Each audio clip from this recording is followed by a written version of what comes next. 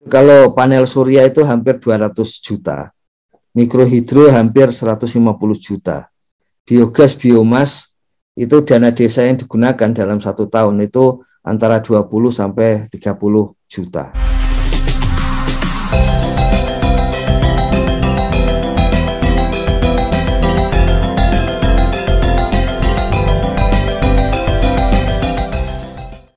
Malam-malam jaga bersama di gardu, minum kopi sambil menghisap cerutu. Nah, ini khasnya bapak-bapak. Dengan program Desa Berdaya Kampung Madu, Desa Kemelagi semangat terus maju.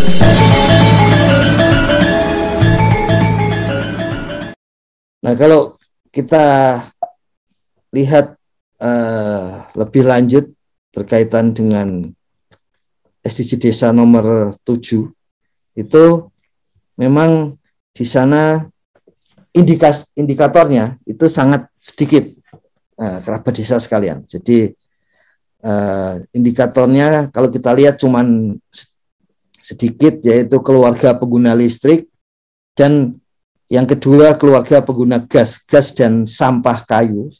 Ini salah satu jenis energi yang terbarukan, salah satunya. Yang ketiga adalah pengguna bauran. Bauran itu campuran antara energi terbarukan dan yang tidak.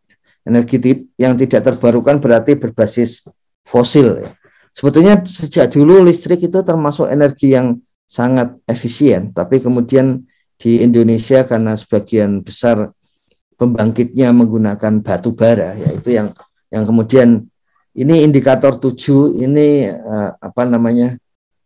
sering dipertanyakan karena listriknya menggunakan apa? Listrik memang bersih, ya. Mobil listrik misalnya, yaitu memang near polusi gitu, ketika jadi listrik. Tapi untuk membentuk listriknya, ya, itu yang makanya kalau listrik berbasis energi terbarukan menjadi penting. Dan ketika ada 60% lebih keluarga di wilayah desa kita menggunakan energi terbarukan, maka SDG Desa nomor 7 itu menjadi naik, ya. Kemudian keluarga pengguna transportasi minyak, ya, untuk transportasi dan memasak itu turun, ya. Ya, kita saat ini transportasi hampir seluruhnya menggunakan energi fosil, ya. Sangat jarang terutama di desa ketika transportasi itu, terutama transportasi motor dan mobil, ya, menggunakan energi listrik masih sangat jarang, ya. Kemudian dari situlah kita melihat SDG Desa nomor 7. Kalau secara nasional bentuknya seperti ini. Jadi ini yang menurut ESDM di 2021 itu hanya tidak sampai 1% kekurangan dari desa-desa berlistrik, ya. Nah, kalau kita lihat dari hasil APBDes itu terbaca bahwa energi terbarukan di desa ternyata lebih banyak berupa mikrohidro, ya, dan panel surya. Jadi ini yang paling banyak. Sementara biogas dan biomas ini sedikit. Dan sebetulnya kalau kita lihat ini supaya kita terbayang begitu, ya. Dan sebetulnya kalau desa langsung mau menggunakan ini, tentu saja masih harus diperhitungkan berapa warga yang bisa menggunakan. Itu kalau panel surya itu hampir 200 juta, mikrohidro hampir 150 juta, biogas, biomas itu dana desa yang digunakan dalam 1 tahun itu antara 20 sampai 30 juta. Jadi ini kondisi secara umum bagaimana SDG Desa nomor 7 ini bergerak. Kemudian kalau kita lihat secara khusus Desa Kedungrejo, contoh kita untuk melihat detail di desa. Tadi ada 4, tapi yang ada 1 yang tergabung, yaitu gas, sampah kayu untuk memasak, ya. Jadi berkaitan dengan itu. Kemudian nomor 1, keluarga pengguna listrik itu 100%, ini 99,92%, ya. Artinya hanya sedikit keluarga di desa ini yang belum menggunakan basis listrik ya. Kita ketahui sejak ditemukan listrik itu memang salah satu energi yang sangat praktis gitu. Dan itu kemudian menjadi sangat berguna untuk seluruh umat manusia. Jadi kalau kita lihat di sini itu nomor 7 itu kita lihat bahwa ada 2.457 keluarga di desa ini. Untuk tahun 2021 hasil pendataan 2021 ada 2.455 ya. Jadi ada 2 keluarga yang belum mengakses listrik ya di rumahnya. Jadi sangat sedikit, sehingga di sini naiknya kalau dibagi 9, kalau mau segera diselesaikan langsung bisa selesai kan pastinya, karena hanya 2 keluarga ya. Kemudian keluarga pengguna gas atau sampah dari 2457 itu ini wilayah desa yang agak bukan desa yang sangat terpencil ini. Jadi memang gas itu harusnya relatif mudah. Tapi ternyata penggunanya di 2.448. Jadi kalau dibandingkan 2.457 berarti ada sekitar 9 keluarga yang untuk memasaknya tidak menggunakan gas atau sampah kayu. Jadi menggunakan metode yang lain itu. Jadi dengan demikian untuk mencapai 9 selama 9 tahun dari 2022 ke 2030 kita bisa menduga pasti tiap tahun akan nambah 1 ya. Algoritma di dalam aplikasi edisi desa akan membuat demikian ya. Jadi di sini 2448 paling tidak 2022 harus naik 1 minimal ya. Tapi kalau cuman 9 siapa tahu bisa selesai dalam 1 tahun atau 2 tahun seperti itu. Nah ini hal-hal yang menunjukkan SDG desa nomor 7 yang kedua yaitu tentang keluarga ya, pengguna gas. Kalau kita lihat tadi tinggal 9 keluarga sehingga capaiannya 99,63 ya.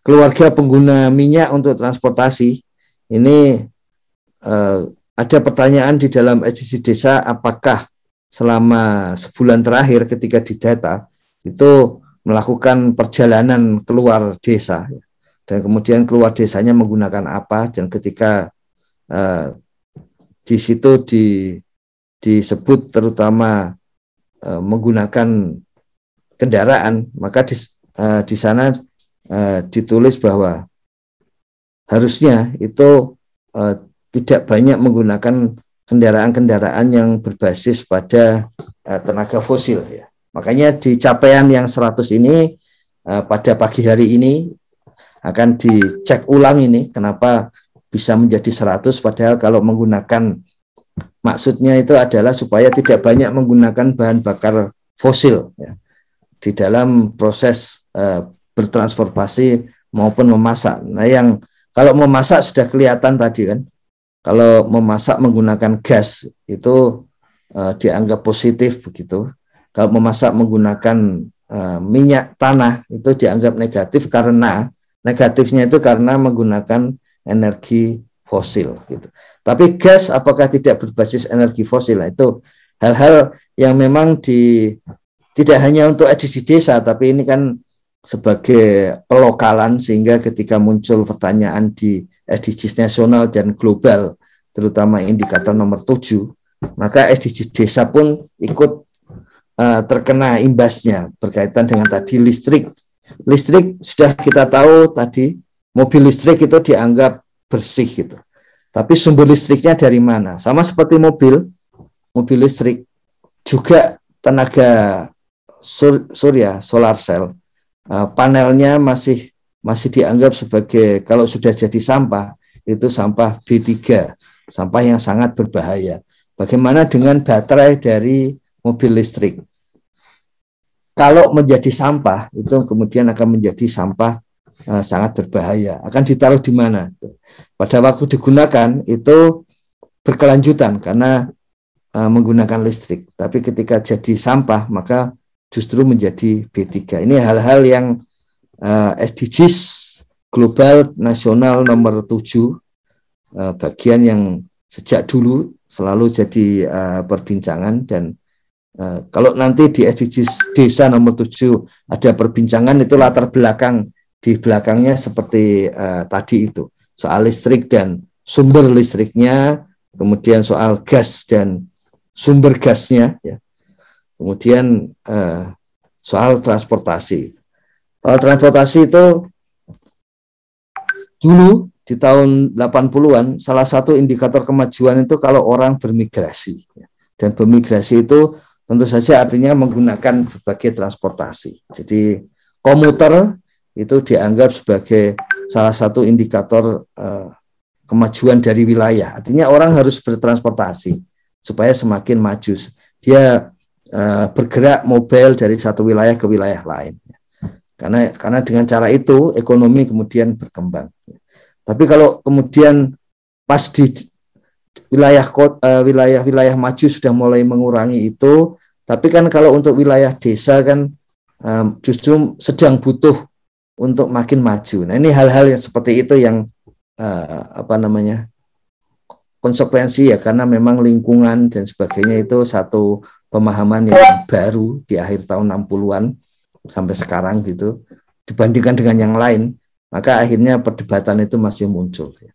Kiranya begitu Gus Koco, kerabat desa sekalian. Jadi nomor 7 dan besok nomor 8 itu memang indikatornya tidak terlalu banyak.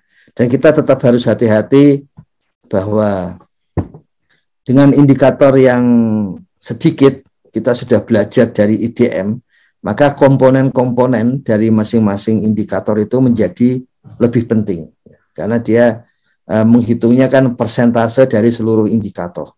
Jadi aspek metodologis jangan sampai dilupakan. Begitu indikatornya sedikit, maka itu justru lebih menentukan. Jadi kalau di sini muncul 3, yang membuat 99,85 ini capaian di atas ini, itu adalah 3 komponen ini. Bandingkan dengan misalnya nomor 1. Untuk melihat angka 68, ini komponennya segini banyak. Artinya peran dari masing-masing komponen itu kemudian menjadi mengecil. Itu konsekuensi dari SDG desa ketika cara menghitungnya adalah persentase. Di sini banyak yang 199, tapi juga ada yang anjlok ke 5 seperti itu, kemudian ke 8 dan akhirnya angkanya jadi segini. Karena jumlah penyusunnya itu banyak. Jadi secara metodologis kemudian konsekuensinya peran dari masing-masing indikator penyusun kemudian jadi menyusut seperti itu. Begitu Gus Koco, kerabat desa sekalian.